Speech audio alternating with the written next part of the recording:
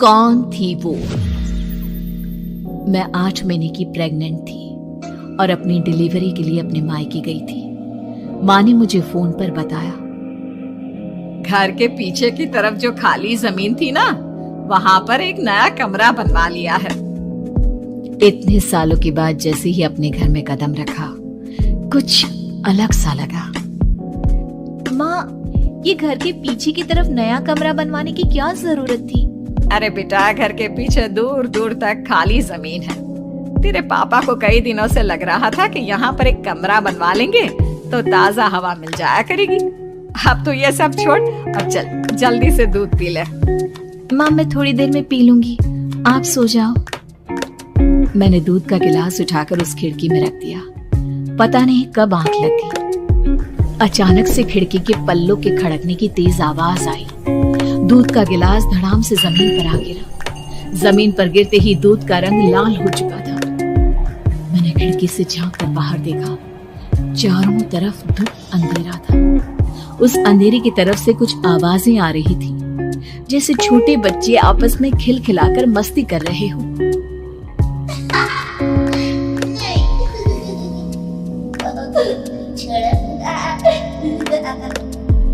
इतनी रात को इतने घनघोर अंधेरे में बच्चों की आवाज कैसे आ रही है? घड़ी में वक्त देखा तो ठीक 12 बजे थे। देखकर मैं सन्न रह गई। बुरी आत्माओं और भूतों की कई कहानियां मैं सुन चुकी थी। वक्त भी कुछ ऐसा ही था। ऊपर से मैं प्रेग्नेंट। सुना था कि ऐसे वक्त में अक्सर बुरी आत्माएं औरतों का पीछा करती है। तो क्या मेरे पीछे भी?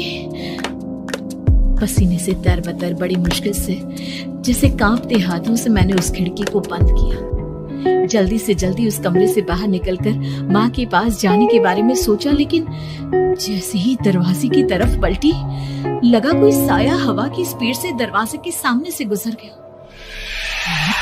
मेरे गले में अटक कर रह गई। मैं जोर से चीख कर माँ को बुलाना चाहती थी, लेकिन वो आवाज खुद मेरे कानों तक नहीं पहुंच पा रही थी। तो माँ तक कैसे पहुंचती?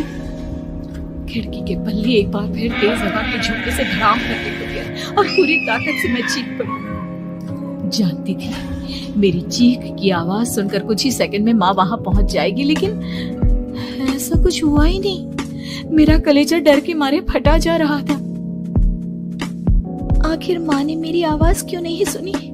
इतनी गहरी नींद में तो माँ कभी नहीं सोती।